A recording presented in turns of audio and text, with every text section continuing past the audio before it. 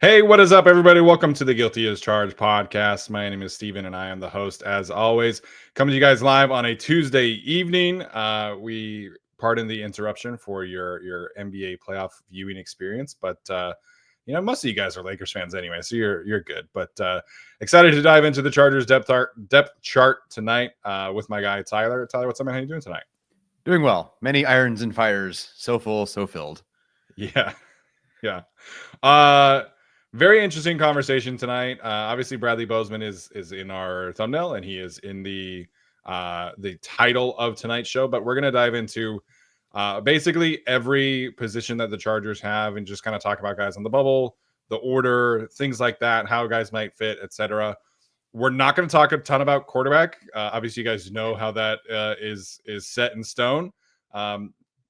I guess theoretically, like, you could maybe see a world where Trey Lance supplants, QB2 for Taylor Heinicke, but that's a long shot in my opinion.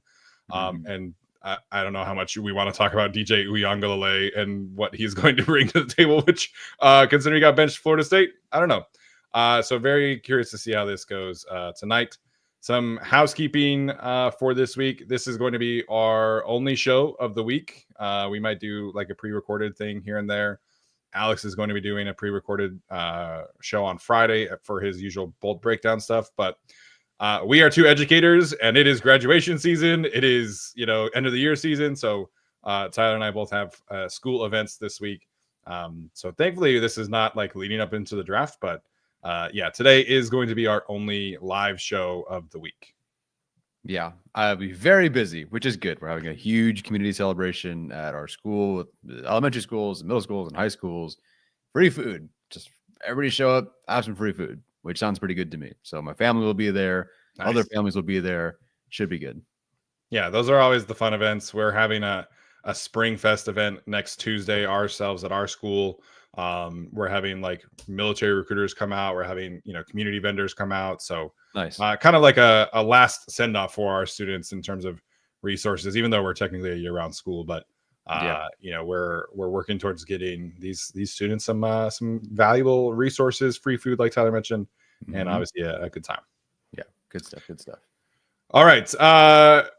Bit of a change in terms of our ad revenue as well, which is exciting for us. But we are going to start our shows from now on shouting out our good friends over at Prize Picks, the best and easiest way to consume daily fantasy sports. You can join millions of users and sign up today. Obviously, the basketball playoffs are in full swing, and you can turn your playoff hot takes into tickets into the basketball championship series. Starting with the playing round, every lineup you make on Prize Picks will enter you in the Takes to Tickets sweepstakes, which could get you and a +1 a VIP trip to the ship. This is a great opportunity to get in on the action, as well as not only win yourself some money, but get some extra skin in the game. That way, Prize Picks during the playoffs is doing a discount of 25% every single Tuesday. In honor of Taco Tuesday. I believe that's how it originated. They are also doing a Flex Friday, so make sure you opt in and tap the checkbox in your lineup builder to be eligible for the protected play. Choose squares from any game on the board. If your lineup does not win, you get your net losses back in promo funds up to your promo limit as soon as the lineup settles. So Flex Friday is an awesome opportunity to help support our show, help support yourselves. And it truly is the best and easiest way to get in the Prize Picks action. So you guys can do that by downloading the Prize Picks app today. Use the code GUILTY to get $50 instantly after you play your first $5 lineup. Again, that's code GUILTY to get $50 instantly after you play your first $5 lineup. Prize Picks, run your game. Okay, Tyler, let's get into the Chargers depth chart, shall we? Let's do it. And we will start with offense so people that are here can enjoy themselves and then quietly leave when we get to defense. Wide receiver. Now, this is more, and maybe you feel differently, but I think this is more of a where the depth chart currently stands based on draft status, money, etc., heading into trading camp. This is not a final depth chart prediction necessarily. I expect that this will be mostly consistent. Obviously, there's some spots pretty locked up. But for right now, I think if you had 3 receivers out there as starters in their designated roles, The X receiver would be Mike Williams. Your Z is Quentin Johnston, which we'll get into, I'm sure. And your slot is Ladd McConkey. Two of those three I feel pretty confident about in terms of where they are right now. But things are in flux, in particular with the next tier, I guess, the next grouping, Trey Harris as the team's wide receiver 4, Keandre Lambert-Smith as receiver 5, and Darius Davis, I think right now is your receiver 6, mostly special teams guy. Could Keandre Lambert-Smith also be your returner? Possibly, but for now, I think Davis is that guy. Roster bubble right now, Brendan Rice, Jalen Reagor. I watched Luke Grimm, the UDFA. I think he does have some chance there, but they feel like 1 through 6, even whatever the order you think it is, feels pretty locked in with at least 2 or 3 guys on the outside looking in. Yeah, I think that's fair. I think you could potentially include Jalen Johnson into the roster bubble. He was kind of like the wide receiver 1 of the backups last season. He had some strong preseason practices. He had a couple strong preseason games. So theoretically, in this kind of room where you have better quarterback play, he could maybe climb into a roster bubble spot for the Chargers. Obviously, they kept him on the practice squad the entire season. He was one of, I think, only 5 players to actually start and finish the season on the preseason. So they like him at least enough to keep him around that way. So he's probably the one I would say that could jump into the roster bubble limited role spot. The big one obviously here is the Quentin Johnston versus Trey Harris debate. But I think if you're trying to assemble a wide receiver room and a starting wide receiver trio, you're trying to have skill sets that really complement each other. And I think while people probably will not be super excited to see Quentin Johnston in the starting lineup, I think with Mike Williams at the X, him at the Z, and then Ladd in the slot, I think you have 3 receivers that really complement each other very well. Obviously, Quentin can do a lot of the horizontal stuff. He can do a lot of the deep over stuff. He can, kind of stretch the field horizontally while Ladd is kind of working the middle of the field. Mike is obviously stretching the boundary. So if you're trying to complement the room and complement the starting trio, I do like the way that trio can work together. As we've talked about previously, signing Mike Williams and drafting Trey Harris does take the jump ball boundary role away from Quentin, which I think will just allow him to focus on what he does well. And I think that suits this particular starting lineup very well. Yeah, I agree. Ultimately, I'm very curious what their role for Trey Harris will be this year. What do they envision he can do well? Do they just think, hey, this is a guy who was very much so, showed some flashes here and there. Of course, like I believe in him very much, but maybe they think this year, vertical element of the offense is the main thing for him, and that's how he contributes. Like, is that their role envisioned, for him? Are they going to use him like a Z at all? What is, he's not Mike Williams, he's not Quentin Johnston, he's not Ladd McConkey, he's Trey Harris. He's a specifically different guy. So, and then ultimately, there's these 3 guys here. Sometimes you'll see Mike Williams and Trey Harris out there, and those are your 2 guys. I don't know why you take McConkey off the field. But if you just feel like 2 vertical, bigger guys who can make those catches, that's your grouping. So it could be Ladd McConkey and Trey Harris. I don't know. Of course, they can mix and match some things, but Trey Harris right now, I think has I think everybody on this list in all the show that we're going to do today, I think he has the best shot of being a starter this year. Frankly, I don't know how much longer Mike Williams is going to be out. Right. Anyone want to take bets on him playing 18 games or 17 games this year? I'll take that bet that he's not going to, unfortunately. And it's terrible to say, but it's unfortunate. We know the drill.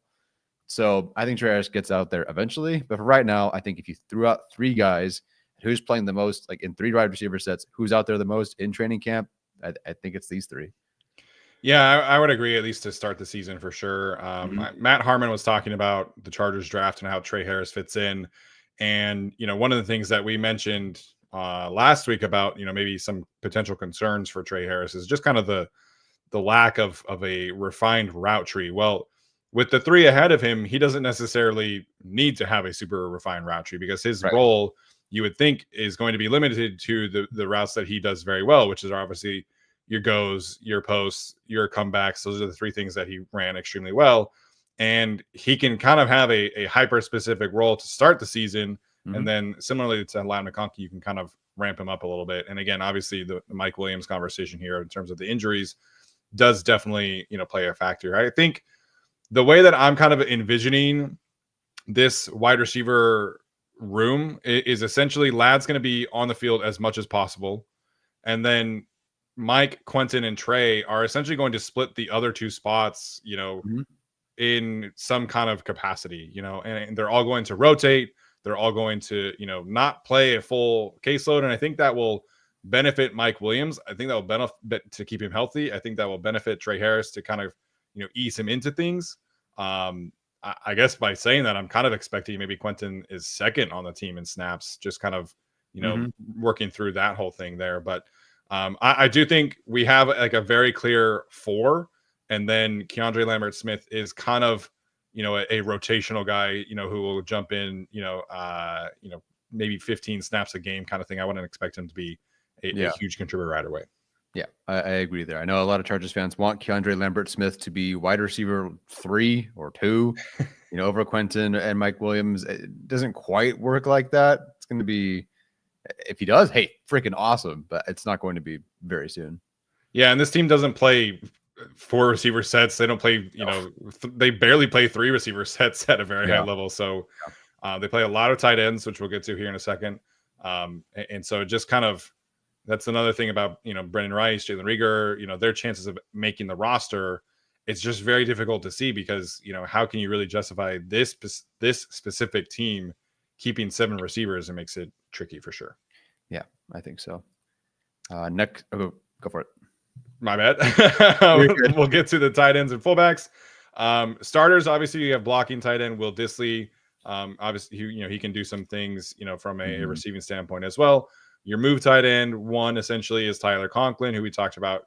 Could he have a career season? Stuff like that. Scott Matlock is your starting fullback. I know that there's some love out there for Steve O'Klotz and the Australian tight end they drafted, and I get that, but they're very invested in the Scott Matlock experience. They played him a ton in the second half of the season. Blocking tight end 2, Tucker Fisk, and then move tight end 2 is obviously Oronde Gadsden II, the rookie they drafted. The roster bubble, I don't know, man. I think it's really these 4 or 5, I guess, and I just would have a very difficult time seeing, another one of these other guys, make a true leap like that. If anything, maybe you could move Tucker Fisk down, to the roster bubble. Yeah. If Gadsden, which I don't love his blocking tape, but maybe the Chargers do. Maybe the Chargers feel like they can develop him in year 1 in that way. And so if Gadsden can give you more of a blocking role than I think he can, that does kind of eliminate the need to keep Tucker Fisk, even though I thought that he played extremely well in his role down the stretch. So could he move down to the roster bubble? That's probably the spot that I would have be keeping an eye on during the training camp battles. Yeah, if we do a depth chart, not a depth chart, a roster prediction, like an initial 53, it's possible they let Tucker Fisk walk and try to clear waivers, because I don't know how much like attention there will be for Fisk specifically. So if they're trying to make things work, I could see them letting him go. Alex did on Twitter or on X, whatever, Twitter, he said that it would be between, he thinks, Scott Matlock or Tucker Fisk. Like someone wins that job as a kind of mover blocker for them. Do you find that to be the case? To me, I just feel like all 5 are going to make this. I think Tucker Fisk is a better blocker than Scott Matlock. He obviously fits the size. I do think he can do some of the move stuff. I was pretty against the Scott Matlock experience. I was like, what are we doing here? And it was like the last week of training camp, they started messing with it. I'm like, what are we doing here? I do think he improved quite a bit as the season went on, particularly as a true like fullback lead blocker. I think he does some really good things there. Had some really nice moments. I don't love his so they'll motion him across and they'll have him like try and kick out at the end. That to me should be a Tucker Fisk role. Tucker Fisk is much better at that particular role. But I do think where you can get Scott kind of out on the move, on a toss, on a crack toss, on a counter where he has a runway, he can go do that as a true lead, like down to the A gap. I think he can do that. So I think we can expect him to improve, and it was his first time ever playing fullback. So I do think we see him take a step. My personal preference still would be to have Tucker Fisk be that player. because then it just gives you the flexibility. Like keeping 5 players in this room, it does make things trickier at other spots. And, thankfully Gadsden and Conklin can kind of do some different things from a receiving standpoint. But having this kind of blocking just really does stabilize what the Chargers are trying to do from a run blocking perspective. Yeah, 100%. And Matlock definitely did improve. Didn't love some of it. Didn't like it at first. Didn't love it at all. But it improved. And then you saw some, okay, then it kind of got to like boom or bust territory. Like, okay, that's better. And then there was some more consistency from there. So, this is a very late conversion. It was like, yeah, McFadden. And then suddenly they're like, well, just kidding. Matlock. Good luck, buddy. Yeah. And he switches. No, it's just like, okay, go out there and figure it out. And to his credit, he did play better in this long stretch. So I think heading into this season, like I don't even have Scott Matlock, I don't think, on the defensive line discussion. I think at this point he's pretty firmly there.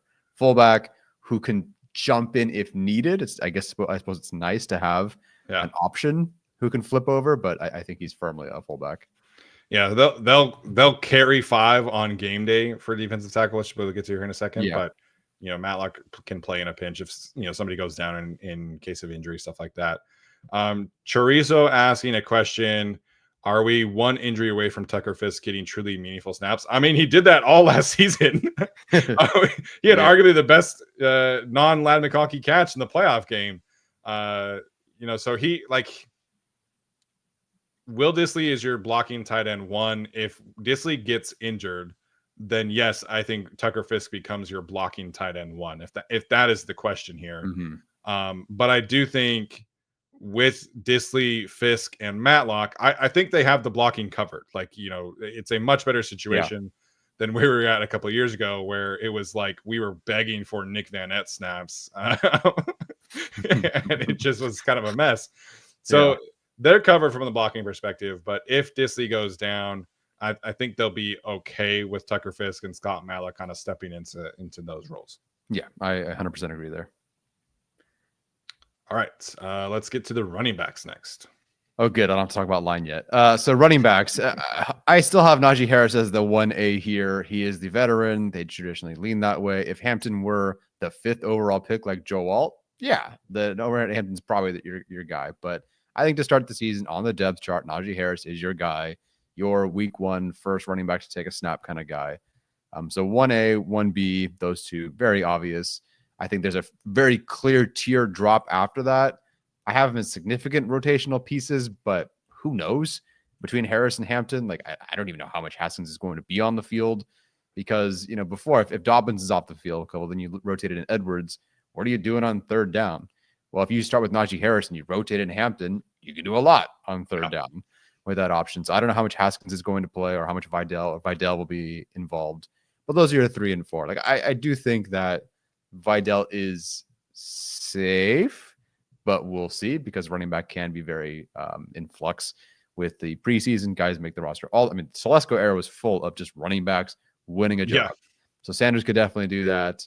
I think Haskins is very, very, very, very safe given his role. Bubble guys, Patterson, and of course the aforementioned Sanders. Yeah, I think when it comes to the actual rotation, I think Najee and Hampton are going to play. If they're both healthy, that's 95% of their snaps. I don't think these other running backs are truly going to see much of the field on offense. Kimani definitely has, an uphill battle here in terms of being active on game days. I do agree with you that I think he is probably a safe bet to make the roster. But we're all doing these, fun running back room things. And there's a lot of questions with J.K. Dobbins already in the chat. As a reminder, he is not currently on the Chargers. He does not have a contract with the Chargers. So he is still technically a free agent. And because he is a free agent, looking at this room, what are you actually doing with J.K. Dobbins if you sign him? Are you going to carry 5 running backs on a roster? Would that shock me if Jim Harbaugh did that? I guess not. But it just makes it so much more difficult from a roster construction standpoint to do that. And you have to get your RB3 traditionally is a special teams player and somebody who can jump in a pinch to, do some goal line things, do some pass protection things, do some receiving things. And to me, that like Haskins is your perfect RB3 on game days because he can do all of those things. Is he a great runner of the football? Probably not. But he's a very good pass protector. He's a very good special teams player. He's your third running back on game day. Like, Yeah. all of you in the chat, do you want Omarion Hampton playing special teams? Because that's what's going to happen if you sign J.K. Dobbins. Like, he wouldn't have a choice. He would have to play special teams. So it just is that ship has sailed, I think, for anybody asking. If somebody gets injured, maybe they bring him back. But I would be shocked if J.K. Dobbins comes back. Yeah. So we'll see. If it becomes more concrete, something becomes more concrete, great. We'll include him on the depth chart. Love to have him back. Good guy. My mom loves him, but don't think that's in the cards this year with the Hampton selection. Yeah, I think they showed their cards. Obviously, once they signed Najee, I think that ship essentially sailed. Like they probably still very like J.K. Dobbins, but it's just the injuries, the inconsistencies. They wanted somebody who could just be a very consistent, steady presence, and obviously that is Najee. Yeah. All right. Ready? Yep. All right. Go for it. So offensive line wise, obviously we know Rashawn Slater, Joe Alt locked and loaded into the starting tackle duo. I think they make that jump into best duo in the league this year. I think Joe Alt is going to improve tremendously. Guards, we have Zion Johnson and Mekhi Becton penciled in. Mekhi Becton obviously penciled in. Yeah. And then Bradley Bozeman we have as the starting center. Backups, we have Trey Pipkins at tackle, although he could play guard. Obviously, he played guard all of last season. Pure guards, we have Jamari Sawyer and Branson Taylor here. And then center, we have Andre James. I have not had a chance to watch like the Maryland center undrafted free agent or Nash Jones or Savion Washington. Frankly, I don't know if I'm going to go out of my way to watch those players. But this is your room. These are the guys who are going to make it. Yeah. Roster bubble, maybe you could put, Andre James or Jamali Sawyer there, maybe. But I think these 9 players will make it. The question is obviously kind of sorting out center, left guard, backup roles. And stuff like that. Yeah. Intel, and I don't think they're bringing anybody. I don't think it's suddenly going to dawn on them unless they trade for somebody. Oh, hey, shoot, we should probably bring someone in to compete with Zion Johnson. I don't think that's going to suddenly hit them in June when things are already in motion. And they decided things pretty quickly last year too, with at least the starting 5. Not that they had as many options, but they decided pretty quickly. The question is Bradley Bozeman, and you tweeted out this timestamp in the video, went and looked at it. I tweeted out, what Harbaugh said, our captain, our center, the thumbnail caption, right? Our captain, our center, Bradley Bozeman. And there were so many Chargers fans.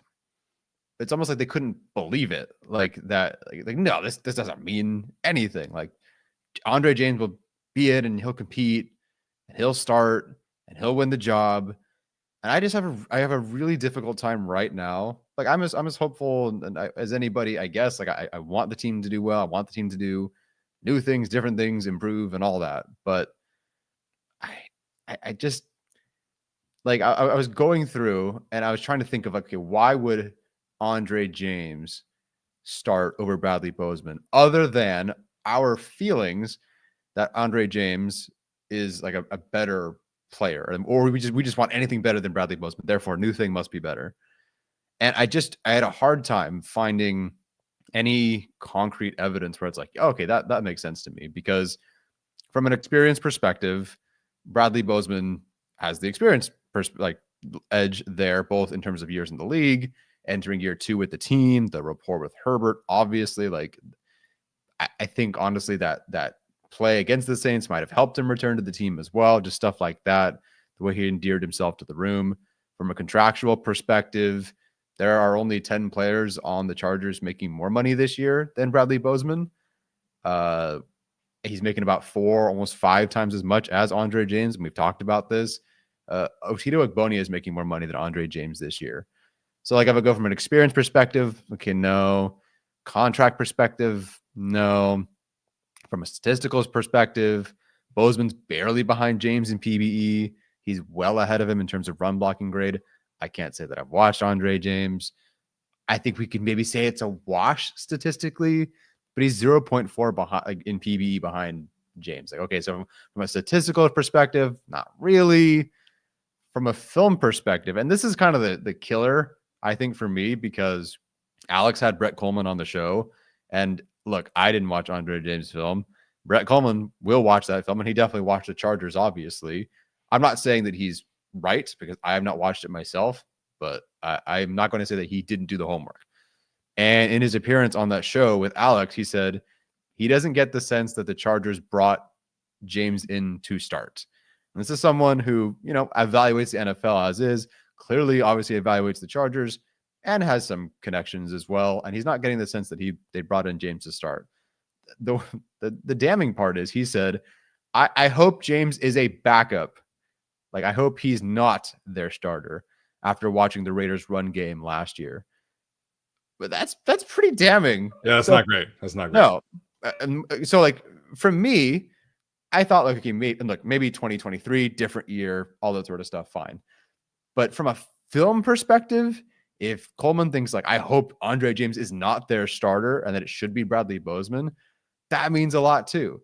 From a health perspective, Andre James played 11 games. Bradley Bozeman played the entire season, every snap. And more on that, like, in a second here, because I had to, like, write down the dates for these. The last thing, getting back to the comment about our captain, like, from what a Harbaugh says perspective. So April 25th last year, Harbaugh said Trey Pipkins was one of their best offensive linemen, and he sees him as a starter. And I'm like, okay, interesting. And everyone's like, it's odd. But, like, Jamari Sawyer will compete. There'll be a competition. Competitors welcome. That's the Harbaugh way. And then June 11th, Harbaugh's like, no, Pipkins is an outstanding guard. And that him being out there is because they want the best 5 out there. And he was their starter. No questions asked. And you and I disagreed with that wholeheartedly. Didn't think that was the best course for the team. Trey Pipkins still might have been the starter if they truly competed. They might have found out, hey, along the way, Trey Pipkins earned the right to be the starter. But they committed to him in April and doubled down in June. And there was nothing. Like, there was no competition. So now you flash forward, like, this year, January 15th this year. Harbaugh praises Bozeman, cites his durability. Like, one of the things he said at the end of the year is he cited Bradley Bozeman's durability and playing all 18 games and the most snaps on offense. Going back to, again, Andre James, who they didn't sign at the time he said this, but Andre James played 11 games. He had an ankle injury. And he said that he wanted guys like Bozeman back. Of course, then they signed him to that deal, which, again, is almost 4 or 5 times more than what James has right now. And then, of course, then finally, this past week, he goes, our captain, our center, Bradley Bozeman. And didn't even mention Andre James. And that's the other thing. People said, like, oh, well, what's he supposed to say about Bradley Bozeman? It's not that. It's that he could have said, hey, all 5 guys, that we started last year are returning, are with the team. We brought in Mekhi Becton. We brought in Andre James. We have Jamari Sawyer. Excited to see the best offensive line come out of this group. And he could have said that. And that's not throwing anybody under the bus. He didn't even mention Andre James. He said, our captain, our center, Bradley Bozeman. So I get Chargers fans want better. I trust me, I do too. We talked about it. I wrote about it. Hey, we said, why would the Chargers underachieve this year? I think the first thing that we said was, hey, they're relying a lot on Bradley Bozeman. So trust us when we say, like, we want better. Steven gave the draft a B, partially because there's no center option that they added to the team. I just don't see it in the cards for the Chargers this year to do anything other than start Bradley Bozeman. I know Chargers fans want different. I want different. I get it. But they find the evidence to me right now where you can say Andre James is going to be the starter other than I want different player. I don't know. I also want different player. Yo también. It's just, it's part of the frustration of the process for me that they've just kind of decided where we're going to get an upgraded backup center, potentially an Andre James. We're going to upgrade our right guard spot. Pipkins will upgrade our other backup spot, and then that is good enough. And I hear everybody who thinks this is a competition. Jim Harbaugh is just, saying this because he will always talk positively about his players, and that is true. But the team, the fans, the team, the players, the coaches, they all love Bradley Bozeman. This room rallies around him as a leader. Rashawn Slater has talked very glowingly about Bradley Bozeman, so does Trey Pipkins. That leadership matters a ton at center. And yeah, the statistics, the film are not great. There are definitely athletic limitations. But if you're the Chargers and you're looking at this center spot from a wide lens, where the free agency group has a ton of questions, it's a lot of older players, it's a lot of injured players versus Bradley Bozeman, who will be there every day. That TED Talk is real. As people are pointing out in the chat, they value that durability so much. You know what he is from a leader. You know what he can bring to your room. You know how reliable he is from those aspects. Versus this is a bad center class. The only real great centers are ones who, are not very good scheme fits. And I loved Jake Major's tape. He went undrafted. The league told us how much they hated this center class. So the Chargers, I think, looked at bringing Bradley Bozeman back and said, we know him. We believe in his ability as a leader. We believe that he will play and be durable and he will be on the field. And that is more valuable than taking a chance on a different risk, whether that is Andre James, whether that's Zion Johnson moving positions, whether that's a rookie, whatever. They felt like the safest bet was bringing Bradley Bozeman back. And the competitors welcome thing is very real, but it has to be like a legitimate, there has to be a legitimate off ramp. There has to be a legitimate player who can actually challenge him. If Andre James can be who he was in 2023 and 2022, maybe that is the case. But there's been injuries, there's been inconsistent play, there's been all of these other things that could prevent him from truly getting to that point.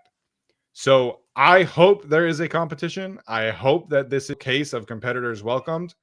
I think Bradley Bozeman gets named the starter first week of training camp, probably at the latest. It's just the way that they talk about him, the way that they value him. They paid him not legit starting money, but they paid him a good contract. He could make almost $7 million this year. So like Tyler mentioned, there's just too much noise. There's too much financial backing for me to really think that Bradley Bozeman is not going to be the starting center. So is he locked in to start? Is he guaranteed to start? No, but I would be surprised at this point if Bradley Bozeman were not the week 1 starter. Yeah, I completely agree. And I don't necessarily blame at center specifically, Joe Ortiz for not getting a significantly better option. There was all the guys that we mentioned. We had 2 names maybe, and one of them barely played. The other one was not a schematic fit. Drew Dahlman, great. Okay, not a scheme fit. Okay, let's go with Kelly. All right, injured all the time. The risk there. And that was almost mostly it, unless you're converting someone else. Right. So I don't fault Ortiz. It just, when it comes to the depth chart analysis, again, all the reasons you mentioned, I mentioned, I just have a very difficult time finding any, even several concrete reasons that Andre James will be the week 1 starter. So we'll see. Yeah, I don't fault the Chargers for bringing Bradley Bozeman back. I don't fault the Chargers for having faith in Zion Johnson.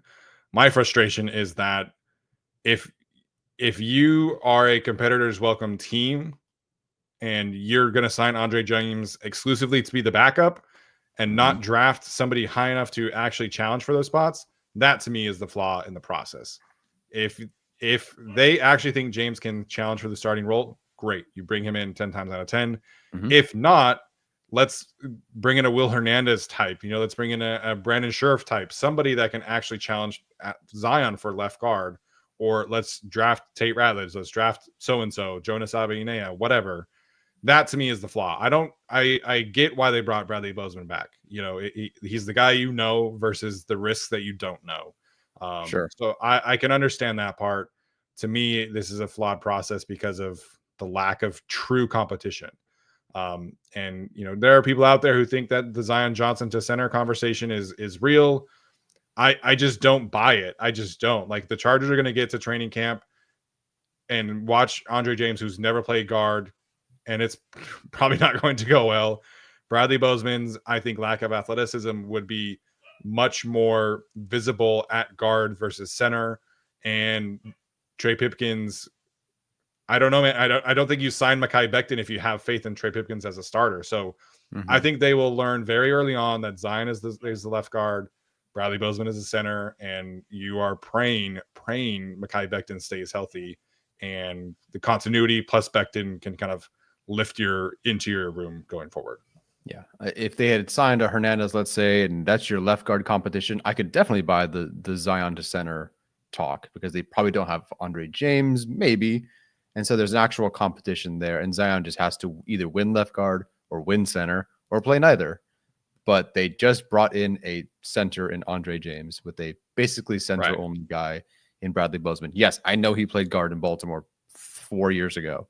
I just don't see them going, sure, let's just go play. Let's go play guard. Like, I don't know. I guess at minimum, Bradley Bozeman is a locked in starter. So let's say that. Like, okay, maybe it's not center. It's left guard, I think. So I don't know. We'll see. Look, I'm either right, or we're either right, and like, yay, we're right, or we're wrong, and yay, we're wrong. Yeah. So like, fine. That sounds so mean. No, it's fine. Like I'm good either way. I just think if you had to, where do you put $100, Tyler? Where do you put $100 on? It's Bradley Bozeman starting at center. Yeah, I agree there. So if you are looking for a silver lining here, it sounds like next year's center class should be really, really good. There were 3 or 4 guys who could have declared this year that decided to go back to school. So hopefully the Chargers can find their center of the future next year. Yes. All right. If you're watching on YouTube, we're going to keep rolling. If you are listening to us on an audio platform, we are going to take a quick break to pay some bills. Okay, let's get to the defensive side of the ball. We're going to do defensive line first. So we have edge rushers and defensive tackles listed here together. Obviously, at edge, we have the starting duo of Khalil Mack and Tuli Tuipulotu. Nose tackle, we're going to pencil into your chart here as a starter for now. Defensive tackle, you put Justin Eboigbe here, which after listening to Jesse Minter talk about him, I think could be a fair assessment of where he could potentially be at. Rotational pieces, you have Kyle Kennard, Bud Dupree on the edge, nose tackle Jamari Caldwell, and then Naquan Jones and Deshaun Hand at defensive tackle. Apologies if you can hear my dog barking. Brooke is having a get together downstairs, and so Sully is in his crate and not having a good time. So sorry if you can hear him barking. Yeah, Boygby was this whole like interior defensive line. Like, I know Tart is out there. Tart's out there the most, I would imagine. After that, I have no idea. Boygby, I think, is, I don't know, what is Jamari Caldwell to them? Like, there's so much interesting rush upside, but he's enormous. Justin Eboigbe is apparently 310, 315 pounds now, potentially. So, like, I don't know, where are you playing? And like, to me, I think Jones and Hand, I think that's wonderful depth. I think they'll play meaningful snaps for sure. I don't know. Like, I kind of feel like they might go with a Boygby. Maybe that's just me just buying the latest interesting thing. I cannot confirm that a Boygby is actually 315 all of a sudden, or 310, but that would be significantly fascinating. So I don't know. I have a Boygby penciled in right now as I think their best pass rushing option, ? But it's not like a great group either. Yeah, I think they very clearly want like pocket pushers at defensive tackle more so than like we're going to be like a pure technician type. So we'll see what happens next year when maybe they could potentially, go after a higher draft pick. But yeah, for those who missed it, Jesse Minter was on Chargers Weekly, and Matt Money Smith asked him about Eboigbe and Junior Colson for what it's worth, which we'll get to here in a second. And I'm glad he asked that question because like we would have had no idea that Justin Eboigbe has been putting on, that kind of weight. So his RAS I think was 295 or 290, and then I would assume he was kind of playing. He was playing a little bit on the edge last year. There were those games where Joey Bosa missed and he was like the 4th edge rusher. I assume he probably played last season at like 280, 285. And so this is probably 305, 310. Maybe that can continue. And I think 310 would be a great weight for Justin Eboigbe, which would be 15 pounds heavier than his RES weight. So it's great news. If the Chargers can get legit value out of Justin Eboigbe, then this defensive tackle room is in much better shape going forward. So definitely a little bit of a projection here, but Jesse Minter has not really told many lies from the podium. He is very upfront when it comes to speaking in interviews, having the press conferences. When he says he expects somebody to take a big leap, and that's what he said about Justin Eboigbe, I think we have to take that at face value. Yeah, I agree. So this is, let me think. Other than my insane affection and love for Trey Harris, this is the competition I'm most excited to see in training camp. Yeah, no, for sure. I was listening to the Mina Kimes show with Benjamin Solak, and yeah, sorry for my dog. I'll get him out in a second here when we're done. But his NFL comparison for Jamari Caldwell was Poona Ford. So there's a lot of overlap in terms of the skill set. I think the room can be fine, but I do think eventually they are going to need some kind of difference-making pass rusher, and that could potentially be, in a trade in the season. That could be the draft next year. But I think this room will stop the run, and this room will get them into passing down situations where the edge rushers can kind of take over there. So that is definitely the one weakness that I'm a bit concerned about. Yeah. The same kind of concern heading into the draft and now exiting the draft. I like Caldwell. I liked Eboigbe coming out of the draft last year. I like these players, but we'll see. It's not a great, elite, exciting unit, I guess. All righty. Let's go on to linebacker, which is pretty boring in my opinion. It's Deion Henley. Okay, fine. I think Denzel Perryman is atop the depth chart right now over Junior Colson. I don't think that's permanent. I think there's a world where Colson still plays, as I think he did the first couple of games. I know there's some like in and out with injuries. They played like 20, 30 snaps in some games, I think. So I think that's possible.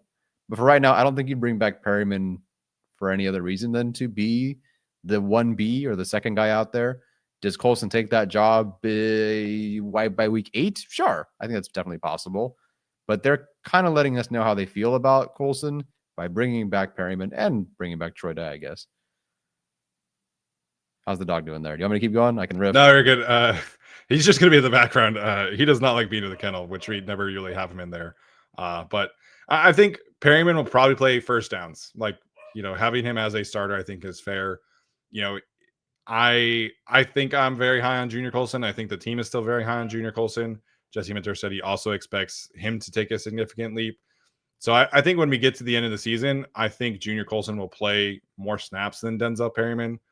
As much as we love Denzel, there were 2 different injuries at least that we know of last year, including multiple groin injuries. So similarly to Mike Williams, Denzel Perryman is going to give them great insurance. He's going to give them the leadership. He's going to give them the run defense.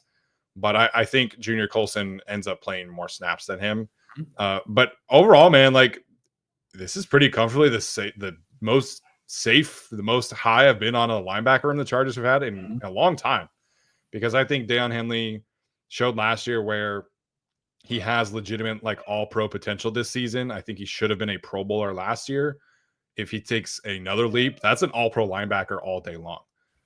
You have Denzel and Troy Dye, who are really, really solid veteran stabilizing presences.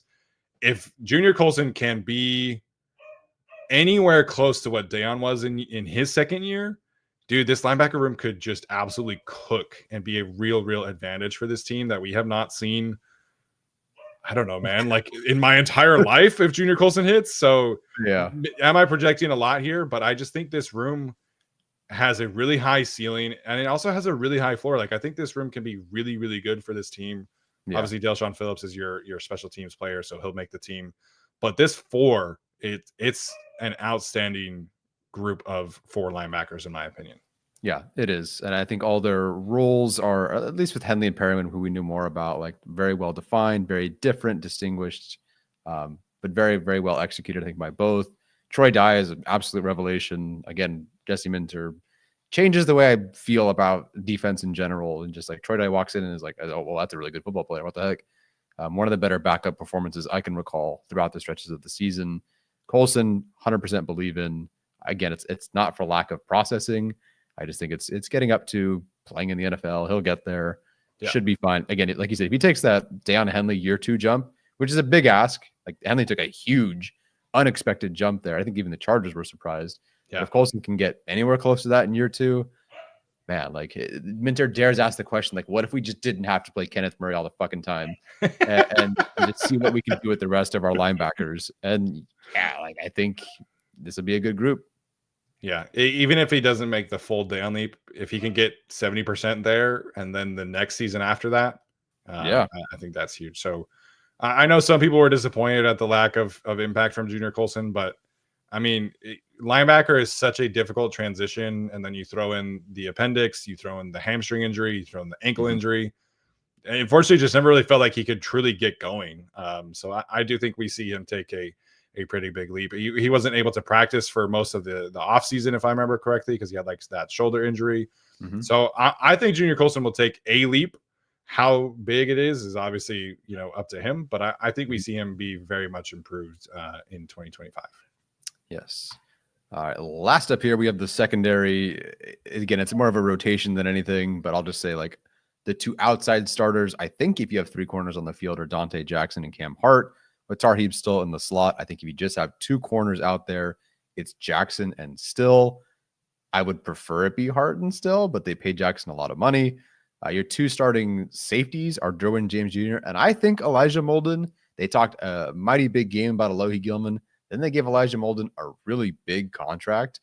Not like an enormous like Derwin James contract, but he's right now he's paid more than Alohi Gilman and has several years ahead of him as a member of the Chargers, where Gilman is projected to be gone at the end of this season. I think Molden should be penciled in as the starter. Played better too. And then roster, it's not really roster bubble other than one player. I don't know how much of a role Dean Leonard, Tri Bridges, and RJ Mickens will play. They could play a little bit. They could not play at all, but I believe they'll all be playing special teams. The true roster bubble guy, as we mentioned, as a stock down option last week, is Jaw Taylor, who I guess could also be maybe even safer than these players if they love him as a slot corner. It's very possible that Minter feels that way. But I think that if I had to pick a roster bubble guy, it's Jaw Taylor, who they did not draft, who was already replaced in different ways by Still, by Derwin, now by Mickens and Bridges potentially. So I think Taylor is your true like roster bubble outside looking in guy right now. Yeah, I think that's fair. I think the safety rotation is very interesting.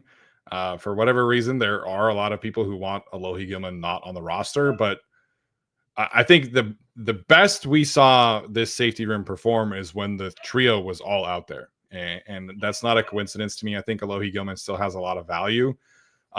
For what it's worth, they're actually right next to each other in terms of their contract value. So essentially, the Chargers took Alohi Gilman's contract extension, added another year to it, and said, "Here's Alohi Gilman, or here's Elijah Molden's contract extension." Yeah, but they're very close by. We did not put Tony Jefferson on here, which I think I just realized I forgot that. But I think in terms of Tony Jefferson, like he could very easily do what he did last year, where he's on the practice squad. He's on the roster. He's on the practice squad. Like he's very committed to the team. The team's very committed to him. So I think Tony Jefferson will play, but he's not playing special teams, man. And I think that's part of the reason why they drafted RJ Mickens. So I think Mickens will essentially be your safety 4, but Tony Jefferson will still play a lot. So yeah, the Chargers felt like they had the best safety room in the league last year, and that was before the Elijah Molden trade, and that was before Tony Jefferson really gave them anything. Now they draft RJ Mickens. I think the safety room potentially could be the best room on the team, if we're obviously not counting quarterback. Yeah. And with Alohi Gilman too, we didn't really get to see a ton of him, obviously, with the injury. But that Houston playoff game, I think we kind of forgot he kind of cooked. Like there were very few bright spots, and then certainly like this defense wasn't always all that great. Yeah. But he had, I think, the highest like game grade of his career. He forced a fumble. He had his pass breakup, 7 tackles. Like he played pretty well in that game. So that guy is still there. Alohi Gilman, that guy is still there. Molden just outshone him across the entire season. Yeah, I think Molden plays the run better, but I think Gilman and his tendency to be around the football is really unmatched on this team. The guy can just create turnovers at any moment. So The safety room is going to be a real advantage. This will allow the Chargers to play Derwin in the slot a ton, play him as a blitzer, play him as a linebacker. So everybody should want Alohi Gilman to be healthy because it just allows Derwin to be Derwin that much more frequently. So the other comment Jesse Minter brought up is that he told Matt Money Smith that he would like to play more man coverage than they were able to last year. I think that will lend itself towards Cam Hart potentially being like a true starter for them, and Dante Jackson being the rotational guy. Because Dante Jackson his man coverage numbers are horrible, but his zone numbers are very good. So he's a zone corner. Yeah. Cam Hart is the man coverage corner. So if Cam Hart is healthy, I think we see the Chargers play a little bit more man. And I talked about this like during the season, you know, against the Bengals. I think that was really like the biggest takeaway for me is that in the first half, they played a ton of man coverage because of Cam. And then Cam gets injured and they had to go back and play a lot of zone. That allowed the Bengals to come back. I think if Cam can stay healthy, I think the Chargers will play much more man coverage this year because he can actually press and get out there. And so that's an interesting thing to keep an eye on this year. And maybe that might be why they signed Benjamin St. Juste, you know, kind of figuring out what the insurance policy is there for Cam Hart. So just something to keep an eye on in the cornerback room and how the Chargers can kind of, you know, work in their true identity, which I think is more man coverage. Yeah, I would love to see it. I would absolutely love for Cam Hart to be the week 1 starter. I'd love to see him just go out there and be great because I think he really can be. What he put on film was tremendous. Not always perfect. And of course, there were some injuries, concussions, etc. But man, the film was good.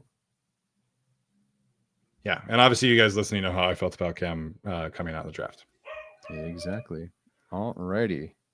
All right, let's get to some of these super chats real quick. Your friendly neighborhood Spider-Man says, I'm excited for these pass catchers during preseason because we got an extra game plus 2 backup quarterbacks who are not named Easton Stick, Max Duggan, or Luis Perez.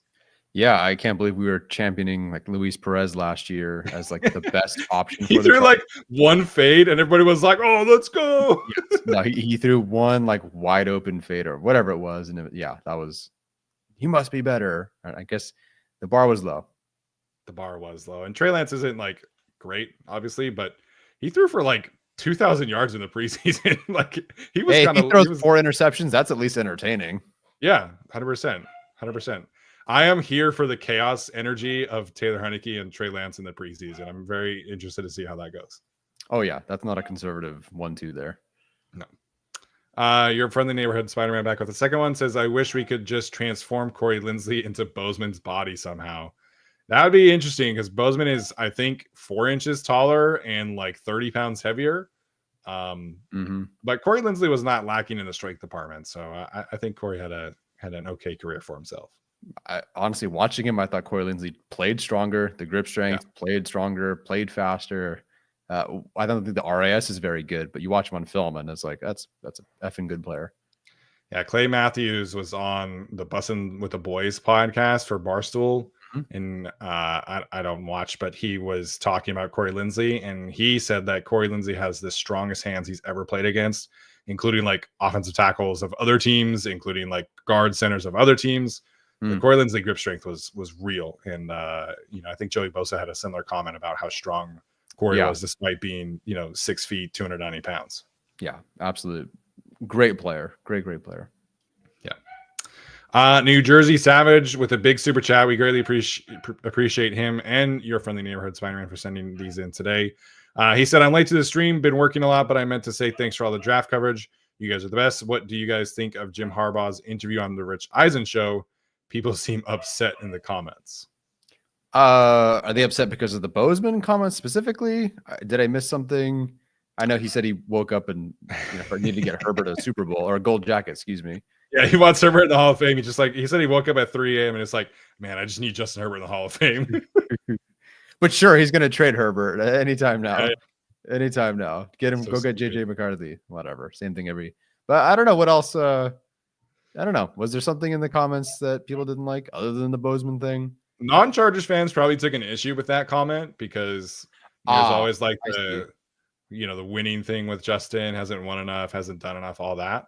Yeah. Chargers fans, if they're upset, that probably is the Bozeman thing. I listened to it, and those are probably the two things non-Chargers fans and Chargers fans would be the most upset about. Gotcha. Going after Herbert about that statement. Yeah. He does need to get it done this year. Not a Super Bowl, but Herbert needs to they need to go further in the playoffs this year. And it's starting to be fair at this point, even if it's unfair to judge him for the lack of success. Yeah. I think you can have a more measured conversation about the Jacksonville game, but you can't throw 4 playoff interceptions. And I know 2 of them were not his fault.